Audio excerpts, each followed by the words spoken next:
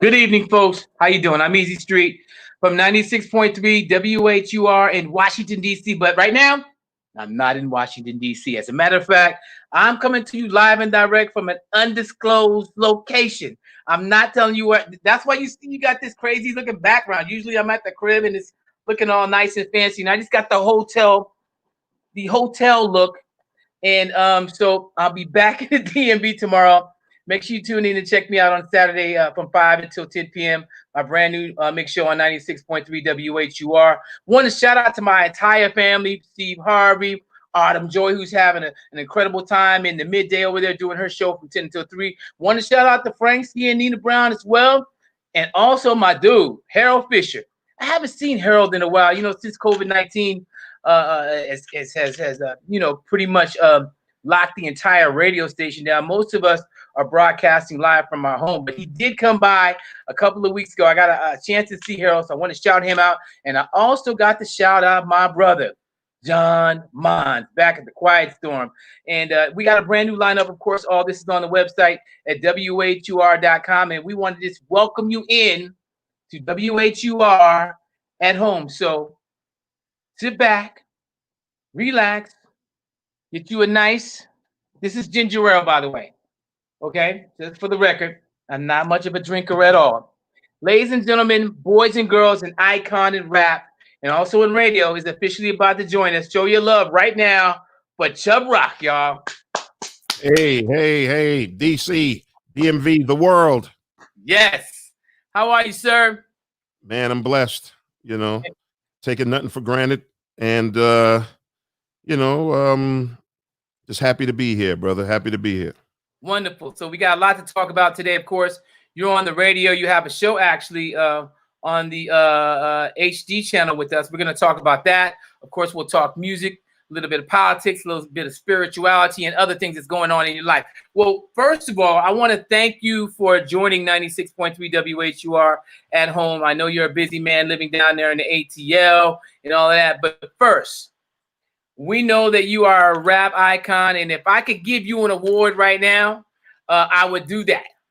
Because of course, being a DJ myself, coming up in the game, being able to play your records and what you have iconic records that we still play, legendary records that we still play right here on 96.3 WHUR. And we know that hip hop's birthday was on August the 11th, 1973, and you are a part of that history. So thank you for your contribution to the culture of hip hop. Man, I appreciate it, brother. I appreciate it. It's a blessing, man, because hip hop has provided so many different opportunities for young people, including myself, to go out and explore the world and use their imagination and become business people. And it's we owe so much to that genre, and I'm very appreciative. Right. So now, when did you actually start writing rhymes? Now, we know that you are of Jamaican descent. Wagwan. Yeah. For the Caribbean style, everybody out there. I don't know. I think I started writing. I really started writing poetry first, and had these poetry books. I would just write, different things that came to my mind when I was young, and then I went to my older brothers, man, who are really my best friends, but we grew up as brothers. They snuck me into a hip hop award show, the New York Rap Awards. Probably happened around 84, because my cousin Howie T, who was my producer, he did a song called CD3 called Get Tough. And they were up for an award, and they performed at the Roxy with what was the Force MDs, the beginning, when it was just the two brothers, Mercury and Stevie D, and Dougie Fresh, who didn't have a record, wearing a lumberjack shirt, beatboxing, and Master Don and the Funk Committee, and Pebbly Pooh and Fearless Four, that whole vibe. And at the Roxy in New York, and they snuck me in because I wasn't supposed to be in no club. I forgot how old I was then, 15, 16 or something like that. They snuck me in. In fact, baby girl who played Nola Darling in Spike Lee's movie, She's Gotta Have It, she was the woman at the door. Oh, wow. You know, Now that's hip hop trivia right there in itself. yeah, she was the, you had to get past her to get in. And you know, I went in and seen that show and it blew me away, man. I mean, I was in love right there. You know, right there. And then you know, there was this video show back in New York called Hot Tracks. Anybody from New York would know Hot Tracks. And, you know, that's where you got a chance to see the Fat Boys, and they were from Brooklyn like me. And I'm like, look at these cats, man. And they're doing it. They're doing it big, man. And, you know, then, you know, the motherland of Brooklyn, which is Houdini, you know, Ja Lil Ecstasy. I mean, it was just an incredible time. And then you wanted to do it yourself, man. And, you know, so it began. Wonderful. So now you were signed to, was it Select Records? Yeah, Select Records. Okay, yeah, I would know that because I have some of the original records that they came out that you were on. There was Kid and Play also on that label. Oh yeah, man, we had a great crew, man. We had, man, I think that we were probably the best in independent label there was. I mean, it was myself, it was Kid and Play, UTFO. It was AMG, MOP, True Mathematics. It just kept going on and on and on, man. We had like incredible artists on that label. Wonderful. Okay, so your first big breakout record was Caught Up? That's an interesting thing, man, because when I did the first album, man, let me tell you the funny thing. So me and Howie was all about studying what was out. And at the time, everybody was doing a James Brown record. All right? Everybody was doing James Brown. Big shout to Robert Sweeney Jr. I seen him just pop up there on Facebook. So big shout to you. You know, everybody was doing these James Brown records. Do the James was out, killing it. Beautiful record. And me and Howie was like, okay, we do not want to do a James Brown record. You know, let's music and go there. And we did that, right? For this album. This wow. Is that wait? Is that the cassette? That's the cassette. Oh, wow. So that was the first album. And we couldn't get arrested with this record, right? We couldn't get arrested. This record, believe it or not, this taught me that hip hop was more than just being where you're from, right? Because literally our first show was in DC. Oh, wow. Do you remember? Remember the location? I remember exactly. It was the Cap Center. Okay. It was the Cap Center, right? And who was headlining that show? I believe Dougie Fresh. Fresh. That's Prince George's County, bro. It was Dougie Fresh, Rare Essence, Salt and Pepper, Heavy D, UTFO. I came on first when barely anybody was in the building yet. You know, you're coming on first. I'm talking about the janitors are watching you rhyme and whatnot. So, and literally, man, we couldn't get arrested, man. Whatever reason why DC wanted me there was probably because of a DJ that loved that record and was playing it. Was called Rock and Roll Dude. But besides DC, the place that really was going crazy for this record was in Ohio, St. Louis. We were rocking in the Midwest there. And so all of a sudden I find myself opening for NWA.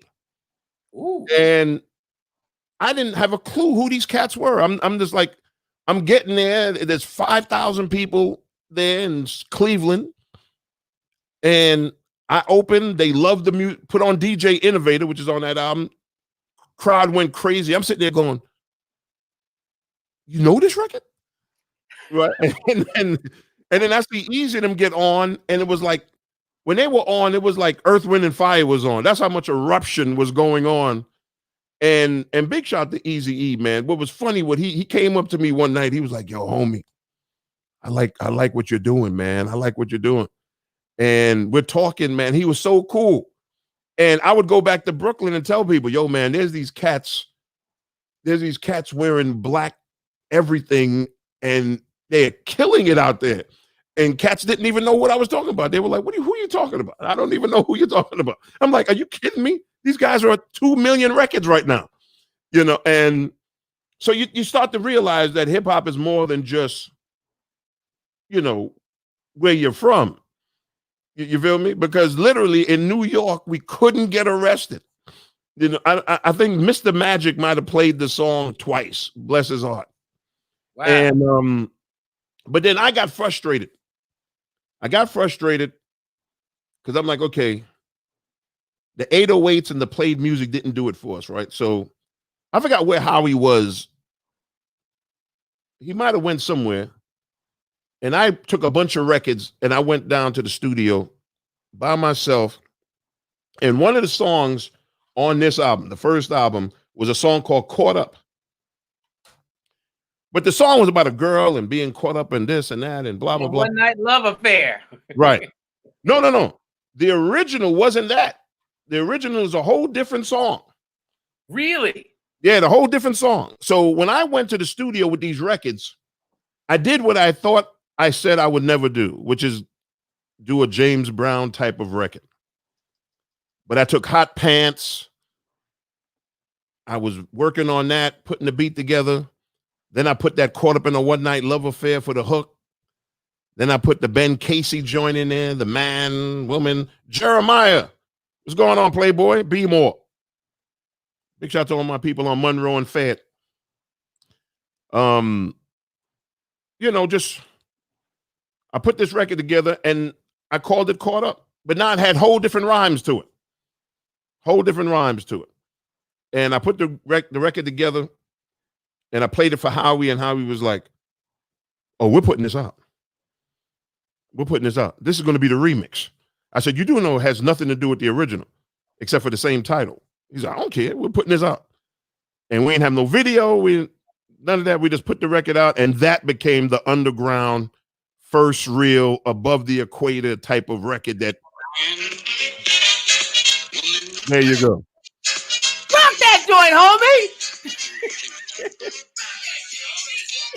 Big shout to Flavor Flav, because I took his piece. And the storm has knowledge from a college with a dorm, and I'm greater than Schwarzenegger. I'm strong. You be hurt when you sing a Levert song. I mean, it was a whole different record. Had nothing to do with anything. Right? It was just, okay, we're just gonna have fun here. And it's funny because I still didn't know if this record was taking off, because we didn't have a video. Again, we were on an independent label, even though we were dope we had the best crew on the independent label. But I didn't know. It was really Big Daddy Kane and Biz that really made me know that the record was big on the streets, man. It was right, really. well, I mean, if I remember correctly, Chuck Chill Out was burning that record down. Red Alert was playing this record as well. Everybody in both major radio stations in New York, 98.7 Kiss, and they were killing this record. Yeah, the Awesome 2. I mean, it was crazy. But for me, I mean, I would hear it every now and then, but I really didn't know to what extent it was. I didn't know to what extent. And it wasn't until I had an opportunity to perform at the Apollo Theater.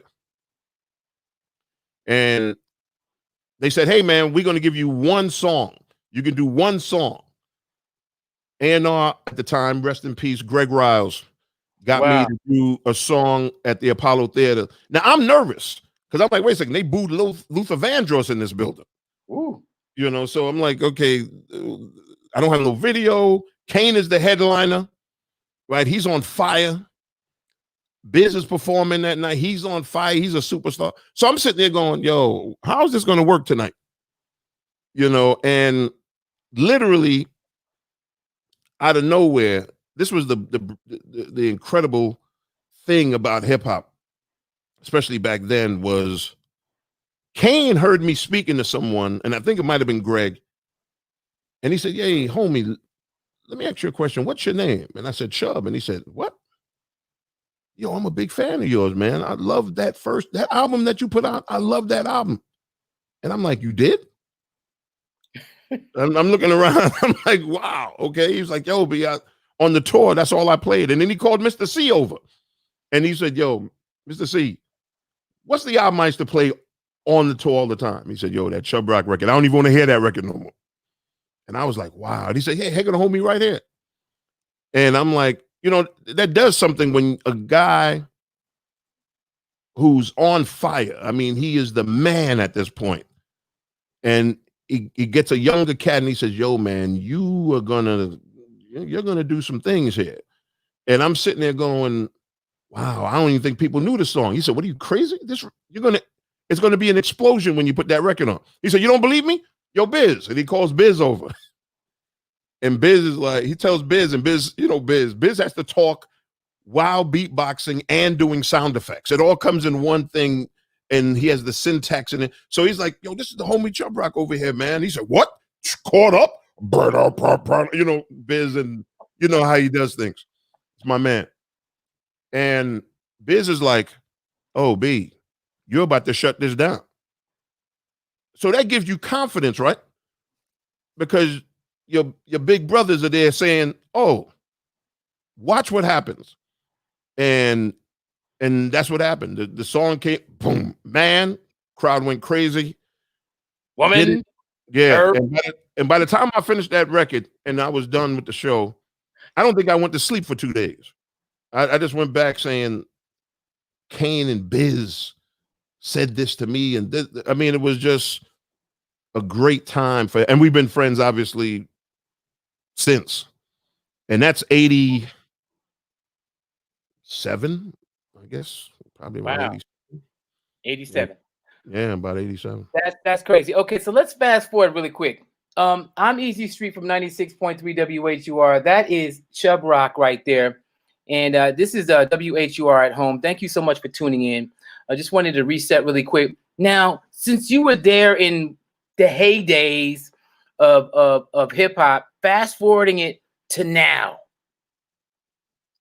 what are your thoughts and opinions on, and I'm not asking you to diss anybody, but just your feelings about what you've seen happen between the time you were doing that to where we are today?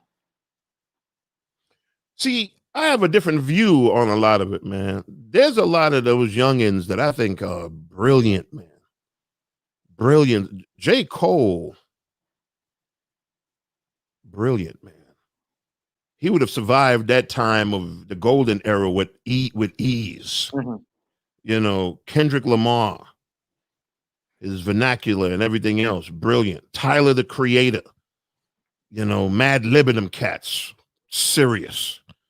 You know, just great lyrics, man. You know, I love Rick Ross and what he does. Wayne, Little Wayne and his brilliance. You know, there ain't no shortage of brilliance out there, man. You know, and some of the music might be a little different than what we did, but, you know, that's fine. You know, when we came out in the late 80s and then going into the 90s, we did a different kind of music than Melly Mel and Curtis Blow. You know, they were doing the Lindrums and 808s and stuff like that. And then we came a little bit later and brought, you know, more compressed electronics to the game and stuff like that. So, I mean, it's what it is. Hip hop is going to always have a different sound, and there will be a different sound after this sound. Right. And we don't know what that's going to be, you know. You know, what I always like to say is this, Chubb, because I think that sometimes generations of music lovers, we want it to be the way that it used to be, but this is a new generation, and they have a right to be able to fashion the music and the culture in the way that they feel is right. It doesn't need to line up with what we did in the 90s or we did in 2000, but about right now. What are your thoughts on that? Because I think some people feel like, oh, well, how come it's not like the way that it used to be? Here's the thing. Whatever you want, you can still have. If you want a Public Enemy type record, then make sure you support Public Enemy records, because then they will continue to make them. Right? They will continue to make them. Chuck D is right there. He's in shape. He does his push-ups and everything. His voice is still incredible. You know, so when he puts out records, then support him. If that's what you are missing, then you go and do that. I mean, that's what it is. You know, when I was doing my music, my father was into Dennis Brown and Bob Marley and Gregory Isaacs. You know, he didn't understand my music. He didn't disrespect. He said, hey, well, that's my son's music. Let him have his music. My music is this. You know, my music is Beres Hammond and all kinds of beautiful music that I love too. And now that I'm older, I find myself loving that music even more. You feel what I'm saying? I find myself loving that music. You know, so I just think like, I don't think people understand everything can exist at the same time, man. Mm-hmm. You know, like when I was into one thing about hip hop back in the day, because it was a sample sport. Because it was a sample sport, it made you know all the different kinds of music out there. Because you can catch that drum loop off of a rock record like Steppenwolf, or some funky record from like the Doobie Brothers, and say, who are these cats? And then you listen more and you say, yo, these cats is kind of funky.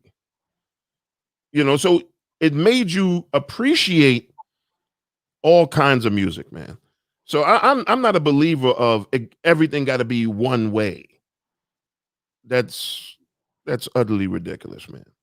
Okay, so and you have every day. You have a radio show now, and you're actually broadcasting on WHUR HD, I believe, channel 2. And we know that you interview everyone. You have a fabulous show that you've been doing for a while now. I have a chance to check you out a couple times. And I just wanted to ask you this. Is it strange to you now that rap is finally getting into older formatted radio stations now? Did that, like, are you surprised by that? Or did you think they would? You're not surprised by that? What are your thoughts on that? To me, brother, you know, again, everything to me is about taste. You're not going to eat steak every day. You know, you might eat chicken another day. You might just eat vegetables on Monday, meat-free Mondays or something like that. Eat seafood in a certain day. You know, everything has to evolve. You know, everything has to evolve. I think I have a young son. He's 19. I want him to have his own feel of what he wants to listen to. I want him to have that, you know, because he's going to have whatever, you know, fits his, you know, how he's vibing, and his ecosystem is going to be tailor-made for him. It ain't going to be what I'm into. I'm straight EPMD, KRS-One, and E40, and you know, I love them cats. You know, I'm into DJ Quick and, you know, Juvenile and all that. I mean, that's my ecosystem, you know. But he would come into my ecosystem and say, yo, Dad, I was listening to that Mystical record. Yo, he was nice. And be like, yo, he still is. Right. You know, I mean, that's what it is. And I mean, I'm at a certain age where, you know, when I was younger, I might not have listened to Earth, Wind, and Fire like that. I might have caught a sample or two and say, yo, that was kind of funky right there. Let me loop that or whatever. And now I listen to that music and I'm like, yo, these cats are brilliant. You know, big shout to Maurice White. When I got a chance to, you know, bug out and hang out with him on, you know, rest in peace. And you see the brilliance of a Maurice White, or, you know, I had the opportunity when I moved to Atlanta to meet Hamilton Bohannon. Ooh, man. I borrowed music from him and got a chance to actually meet him, and he was mad cool. Chubb, come on, man, let's go jam. Oh, really? You know, so I'm appreciative of it, man. Let me tell you, man, I don't get involved. I do not get involved with us criticizing us. Thank you. It's not my thing. Thank you for saying that. So all music can exist, man. I love it all. My man Ludacris, who I think is incredible, to T.I., to Killer Mike, to Outkast, one of my favorite groups of all time. And I mean, all that hip hop from Uncle Luke and his brilliance. And I mean, I just love it all, man. I'm a fan of hip hop. There's period. Wonderful. Me as well. So let me ask you this, Chubb Rock. How did you end up on the radio in the first place? How did you end up on that side of the microphone? Well, it happened in 2001 when in New York there was a station called Jammin' 105, and they wanted to flip it to Power 105, and it's still Power 105 to this day. Oh, what, the home of the Breakfast Club. Shout out to Thea and everybody over there. Okay. And when they switched that station to Power 105, they were bringing Ed Lover and Dr. Dre back on the radio. So Ed Lover and Dr. Dre and Lisa G were going to be their morning show. And it came on, and they had Tigger at night. Well, you know, like after the afternoon drive. They didn't have an afternoon drive person.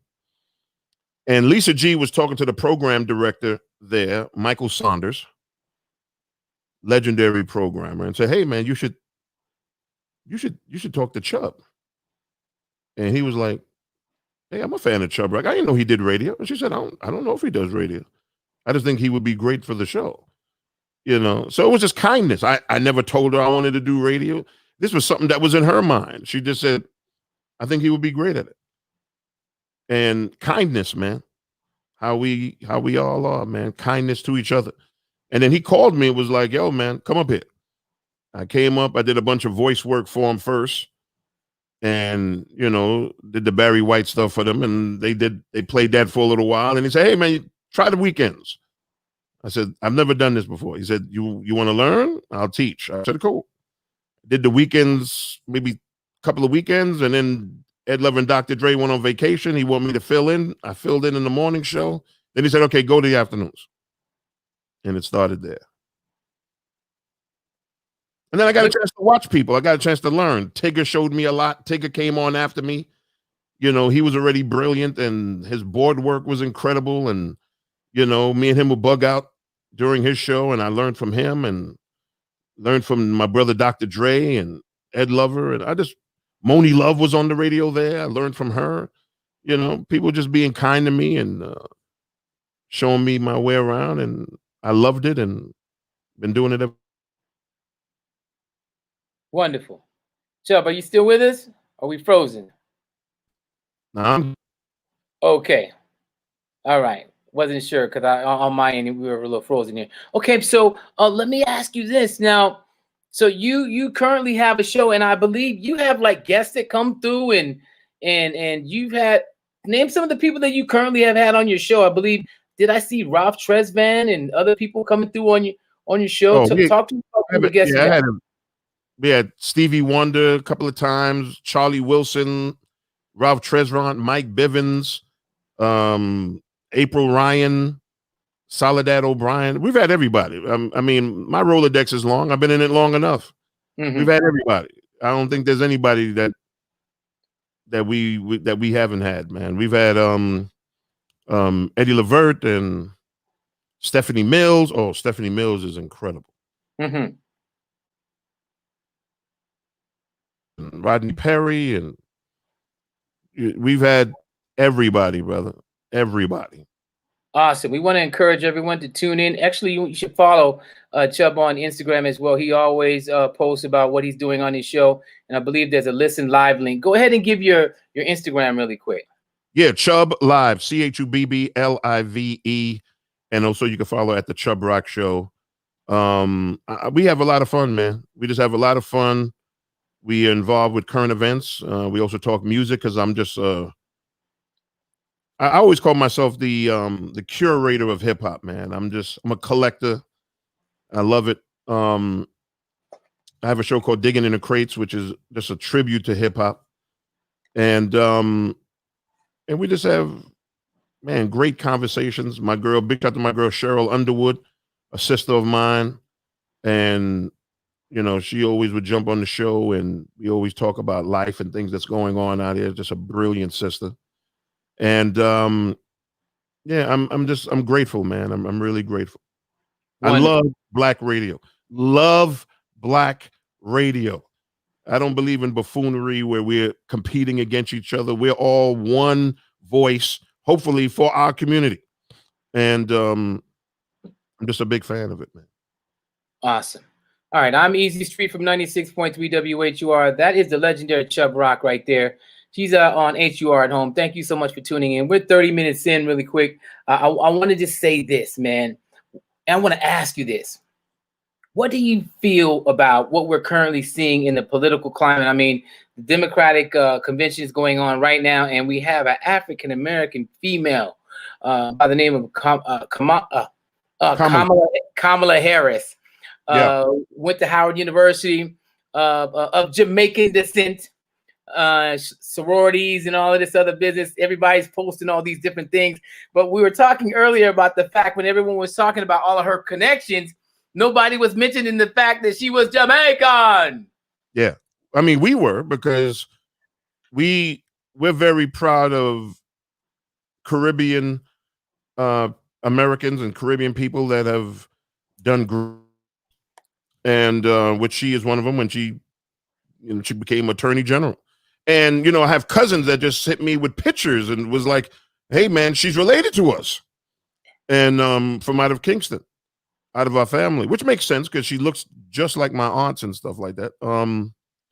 So, always been proud of her. I knew she would be the VP pick, actually. How did you know that? Well, I mean, she has the longest relationship with Biden. I mean, she worked with his son, she worked with his son, and she has the energy that he needs. She will never take anything sitting down.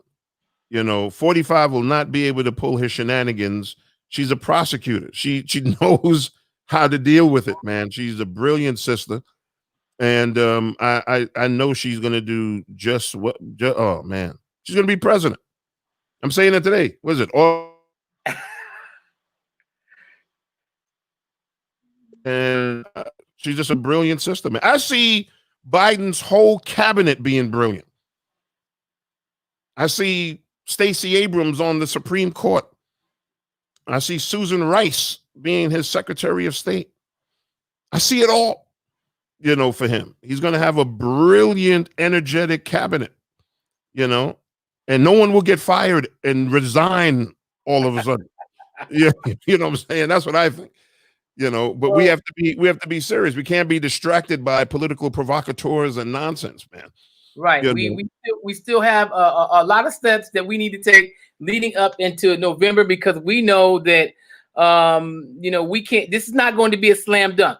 In 2016, we thought it was going to be a slam dunk. We thought that Hillary was going to come in and I didn't think so. I did until election night. Right. I told everybody I knew she was going to lose. I knew she was going to lose the minute she picked your man Kane as the VP. We just came from this just legendary situation of Barack Obama being the first African-American president with class and dignity and no scandals for 8 years. And who hired you as the Secretary of State? And here it is. You felt that you could have won the presidency without hiring another brilliant African-American person or a person of color. It was somewhat of it was a bad decision. I don't know if it was her or it was my man William that came up with that nonsense, but the minute she did it, I said, oh, well, that's the end of that.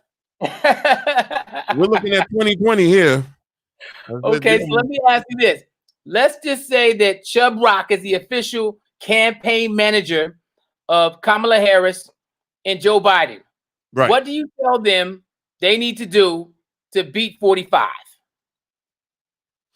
Young people.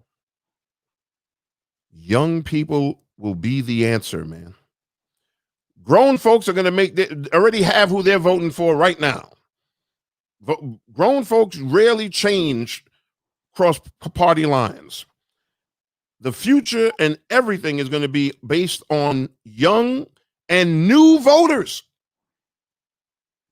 That's going to be the energy. Young and new voters is going to be their situation, right? Which is why Kamala Harris was a great choice. She has that kind of energy. But it's going to be that, because you got to get a certain percentage of independents. You got to get a certain percentage of people that realize it can't just be us against them and them against us. And it got to be what has your family benefited? Forget about the us and they thing. Have you benefited? You know, I was watching a little piece one night, and it was a straight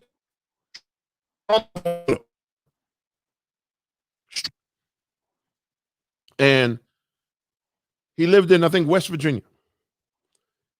And he was talking about how, you know, Trump was saying he was going to bring back all these jobs and all this industry, especially to his town that used to be thriving in industry. And then when you see the parts of the streets, there's like tumbleweeds going down there. There's nothing happening. He lost his job. He lost everything.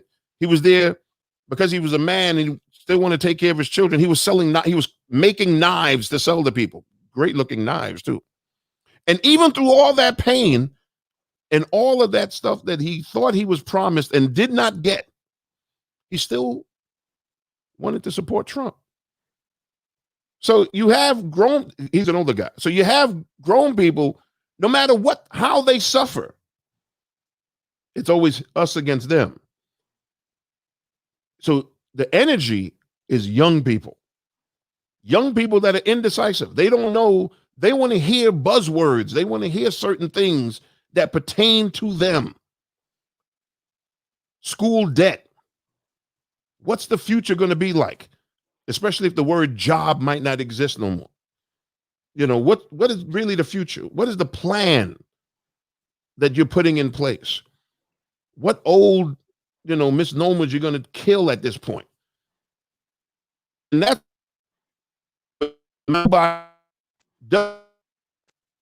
a level of the past. He's in his 70s. But Kamala is there to say, hey, brother, let me give you a couple of B12 shots because we got to go down this road here. We got to go down this road here. You know what I'm saying? She's his B12 shots on a consistent basis. In fact, let me tell you, she has to be to him what's my man's name? Even though he was an older gentleman too, but for George W. Bush, he was really the one running the show. What was his name? His vice president. I can't remember his name. You talking about Dick Cheney? Cheney. Now, Cheney really had more energy than George W. The guy that shot somebody on a hunting trip. Yeah, there you go. But what it was, he had more influence and he made all these serious mistakes. He was precise with his mistake making. Kamala has to be the one to make sure that the focus is there, because she just being a lawyer and how she lays out however she's going to go to trial. Joe Biden is a politician. He knows certain aspects of it. But she's going to be the umbilical cord for that young energy, man. And he needed it so much. I was so happy when he picked her. I was so, man, I was lifted like the night Barack won. And okay.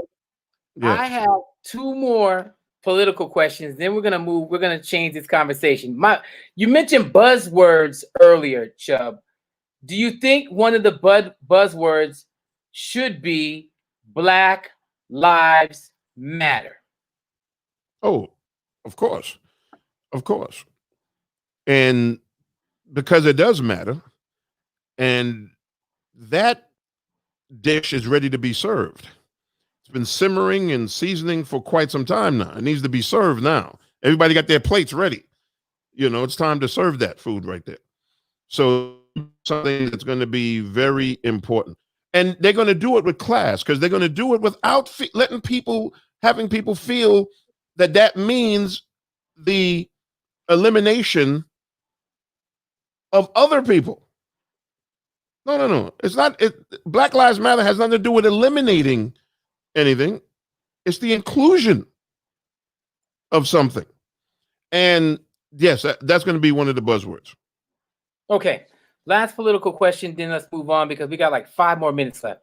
So, Chubb, I wanted to ask you this because it appears to me that I see this factory, I see this manufacturing of a story, and I'm hearing even some African American people who say that they're Trump supporters using these keywords, saying that Joe Biden and Kamala Harris put more African American men behind bars than anybody has, or in the last 10 or 15 years. Are you hearing that noise too? And what are your thoughts on that? And how do they combat that? So they would have to come and give facts. Now, whether or not they put more African American men in prison, I'm sure that's a lie. Okay, that is the war on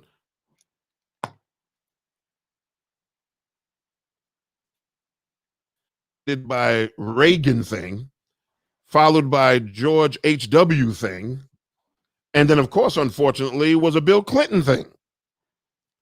That wasn't, a Biden thing or even Kamala Harris. She's a prosecutor. She obviously is there to deal with justice. So if you did anything wrong and you go into the courts and you try to do your best, the main thing is, was she fair? And I believe that she was. So I don't think, here's the thing. This is a time when social media is created by so many bots and so many other created things, and provocateurs and things of that nature. You got to kind of it's a distraction, and we don't have time for distractions, man.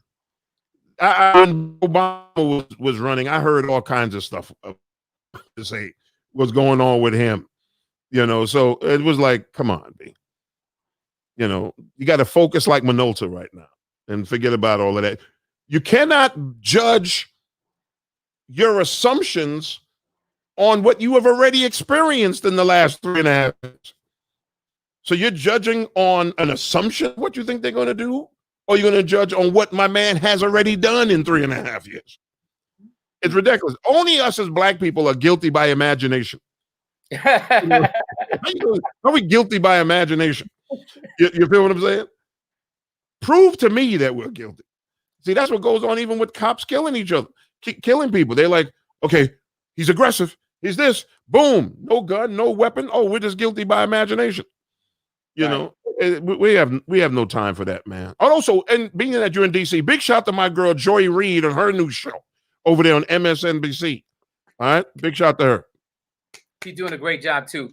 Yeah. One thing before we move on to our next topic and wrap up, Chubb, is this. If you're watching us right now, please, ladies and gentlemen, please register. Yeah. Please register, and then you got to follow up with the vote. I know there's a lot going on with the whole postal system situation with the COVID-19.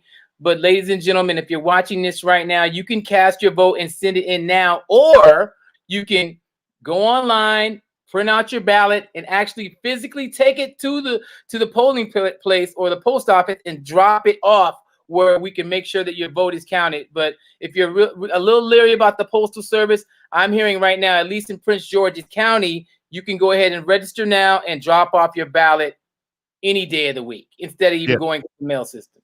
Yeah. I mean, the reality to it is you have that right.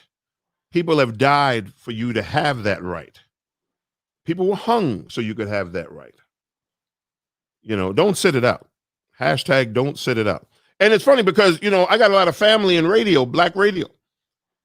Sheila Eldridge and stuff like that from Cafe Mocha and Cheryl Underwood and all of us as black radio, as we get together to unite for that voting initiative, because it's very, very important, man. This will probably be the election of your lifetime. Mm-hmm.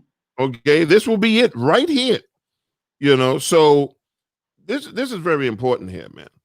And I hate to say this because, again, we're living in this time of us against them and them against us, and that doesn't need to happen, man. It should really be about right and wrong. and how we move the country forward, and be able to hand the baton off to our children and our grandchildren so they can enjoy their time. I really enjoyed my time. Had a great upbringing. We had fun.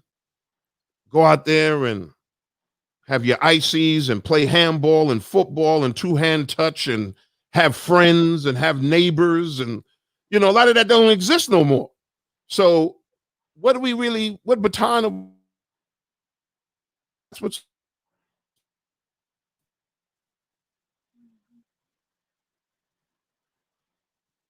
Okay. I think you froze up a little bit. Yeah, right? Well, I did. Up in these mountains. Okay, so let's close out with this. I want you to talk to people that are viewing this about a hand that's been on your life from before you were even conceived, before your parents even knew about you. In the beginning of time, that there was a hand on your life that covered you with mercy, grace, and everything else that you just mentioned. Talk about that hand that's been on your life, bro. And you already know where I'm going with this. I mean, I'm a spiritual person, brother. Every day when I even start my show, I say thank you to the Almighty. And giving me an opportunity every morning to right a wrong, to push, his word forward, to help my community, help humanity if he deems that necessary. And even more now, man, because you can't take life for granted now. You just can't. I seen a post the other day when it said, remember when your parents said, man, stay in the house. Outside ain't going anywhere. Time to be like, oh, outside is gone. You can't take certain things for granted. I remember I was talking to my son the other day and I said, what's interesting, man? I haven't seen a kid ride a bike in a couple of years. I haven't seen nobody riding a bike. Everything to me was about a bike when I was a kid. Now it's like sneakers to cars. You jumped over the bike. It's like those things don't exist anymore. So I'm very grateful, man. I'm just I am proud to be a human being, and I believe that we all want the same thing. Hopefully we want it, peace and understanding and some wisdom. And we wish.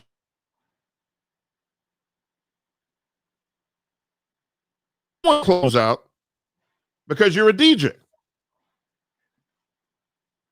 Correct? Absolutely. Okay. So let me close it out with a couple of questions to the DJ. Oh. And any DJs that's out here. Make sure that, you guys are on your toes there. Okay, let's go. Okay, so this is the first album. What's the second album? How about this? How about I tell you records that were on the second album?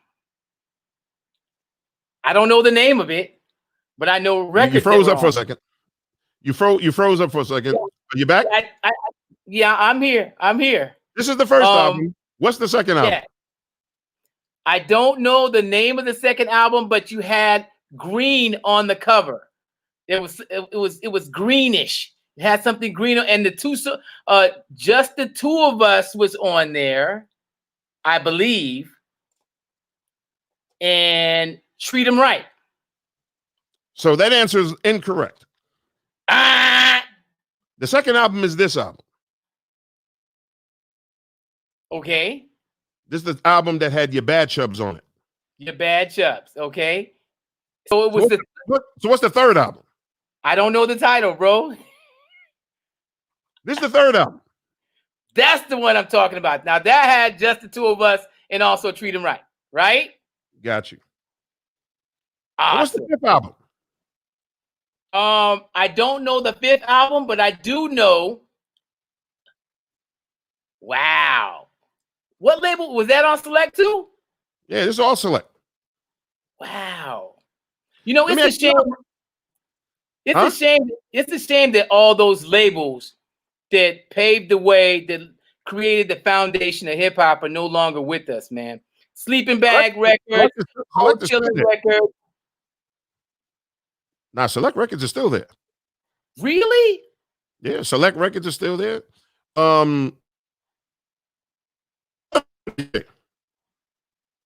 Name all the formats that hip hop has been on. All the physical music formats that hip hop has been on. Okay. Of course, we got to start with the vinyl. Okay. It wasn't on 8 tracks. So vinyl. After the vinyl, we played CDs. We played cassettes. And MP3s. We didn't play music with DATs, but there were DATs. Okay. We had songs on there, but we didn't play them as a DJ. Okay. Well, you missed everything. You missed a bunch of it. You said hip hop was on 8 track. Of course it was on 8 track. Really? Who? Come on. They go Sugar Hill Gang on 8 track right here. You're bugging. Yo, put that back up. Yo, Chubb, put that back up on the screen, dude. Hold on, put that back. Yo, let me see the cover, bro. I'm the curator of hip hop, B. Yo, wait a minute. Hold on. Yo, Chubb, you know who's going to have a problem with that, right? Hold on. Curtis Blow on the 8 track. Oh, wow. You're tripping. So let me ask you this. Does Biz have that? No. Me and Biz already had our argument. We've had our Biz has everything, bro. He has certain things. Biz cannot come near me. And I'm going to put it out there. Biz, you can't come near me. We've been arguing for 30 years. You don't have it. You have RX cars, and you have a lot of that brilliance. You got even brilliant 45s, but you're not the curator like I am. So, okay. What do you have? What else do you have that Biz does not have? Show us right now. I mean, all kind of things. You ever seen Kid and Play comic book? Wow. By Marvel, by the way. That's crazy. And not just this, there's plenty of others. They had a series of about maybe 20 comic books. My goodness. Yeah. Wow. One of my favorite rappers of all time is Slick Rick. Do you got his Slick Rick book of children's story? This is the book of that whole song. So he comes with the little. You got that from the label, bro. You got that from Def Jam. That's a promo item. They didn't sell that in the store. No. I didn't get this from Def Jam. They sold that in the store? No, Def Jam's name is on it, but the person who made this was Rick. Rick gave this to me. See his signature on it? Who, Rick Rubin? No, Slick Rick. Oh, Slick Rick. Oh, okay. See, this is the story of children's story in cartoon form with his thing.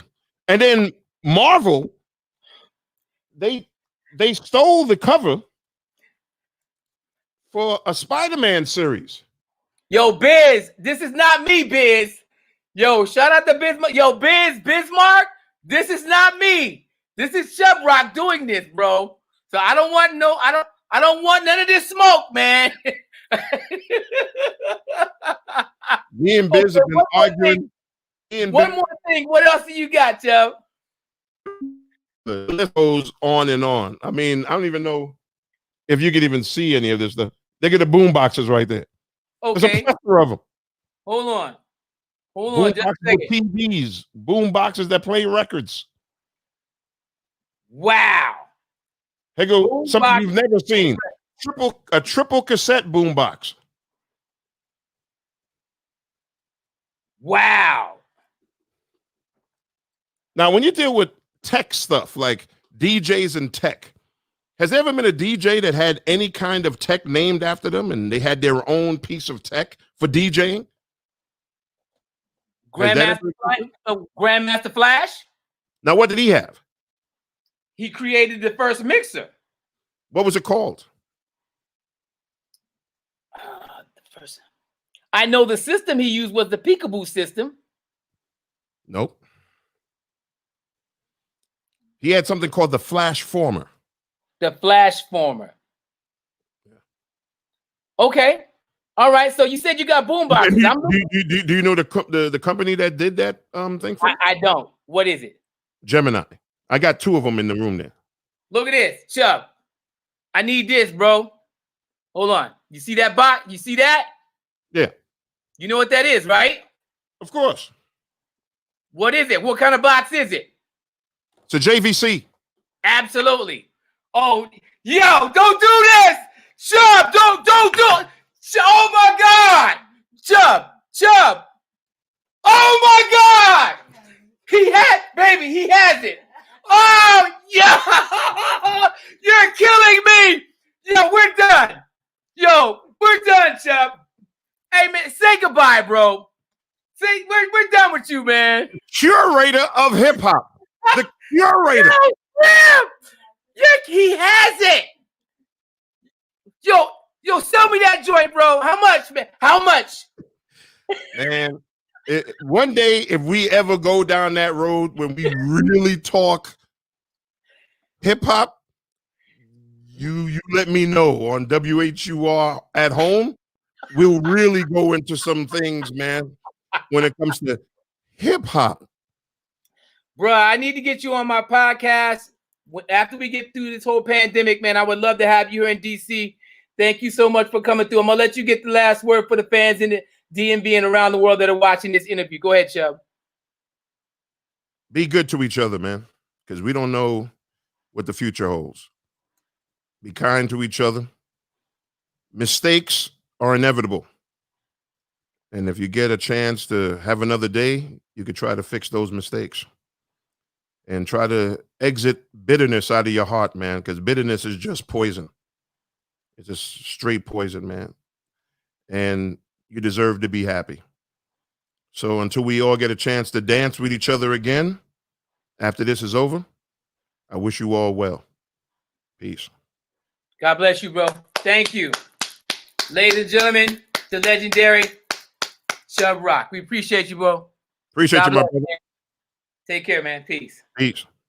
Oh, my gosh.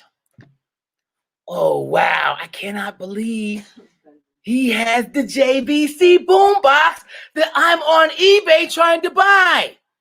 If you're watching this right now, and if Biz sees this, shout out to Biz Markey. We know he hasn't been feeling well for a while. I'm hoping he's doing better. Our prayers go out to him, bro. God bless you, man. And we hope you're doing better, man. But Biz, if you see this, man, it wasn't me, bro. Blame it on Chubb Rock, man. And if you got that boombox, yo, DM me at Easy Street. I'm serious. If you have that JVC in your grandma's basement, please, I will pay top dollar for that. Hey, you guys, thanks for tuning in. I'm Easy Street from 96.3 WHUR. I'm in an undisclosed location. I'm back in the DMV tomorrow. I want to remind you to wake up in the morning with our very own Steve Harvey. Autumn Joy in the building tomorrow from 10 until 3. You already know Frank Ski is back. Nina Brown, make sure you tune in. Catch them 3 to 7. Also, my good friend, John Mons is back on the original Quiet Storm. I am Easy Street. Thanks for coming through. Thanks for rolling with it, brother. I will see you next time. Peace. Boom.